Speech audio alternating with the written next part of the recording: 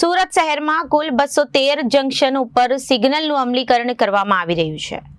સમગ્ર સુરત શહેરમાં ટ્રાફિક શાખા અને સુરત મ્યુનિસિપલ કોર્પોરેશન દ્વારા જંકશનના ટ્રાફિકના ભારણ મુજબ અલગ અલગ વિસ્તારમાં ટાઈમ સેટ કરવામાં આવી રહ્યો છે. સિગ્નલો મુજબ ટ્રાફિક નિયમન સરળતાથી થાય તે માટે સુરત શહેરમાં જે સર્કલોની સાઇઝ મોટી છે, જેમને નાના કરવાની જરૂરિયાત છે, તેવા કુલ 44 જંકશન ટ્રાફિક નિયમન સરળતાથી થઈ શકે તે માટે જંકશન પરના તમામ બમ્પ હટાવી શકાય તેવા જંકશન કુલ 40 ટ્રાફિક નિયમન સિગ્નલ મુજબ સરળતાથી થઈ શકે તે માટે કુલ 56 ફ્રી લેફ્ટ ટર્ન ઓળખ કરવામાં આવી છે અને આ તમામ સુધારાઓ મ્યુનિસિપલ કોર્પોરેશન સાથે રહી ટૂંક સમયમાં જ પૂર્ણ કરવામાં આવશે.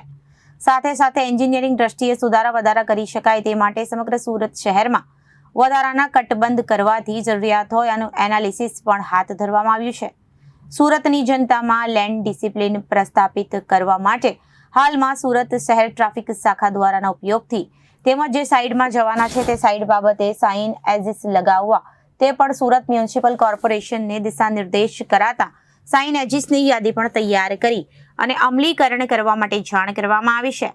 ઉપરોક્ત તમામ રોડ એન્જિનિયરિંગની દ્રષ્ટિએ સુધારા વધારા કરવાના કારણે ટ્રાફિક સિગ્નલ મુજબ અમલીકરણ કરવાથી ટ્રાફિક કન્જેક્શનમાં પણ ઘટાડો થશે અને પબ્લિકના ટ્રાવેલિંગ ટાઈમ પણ ઘટાડો થશે.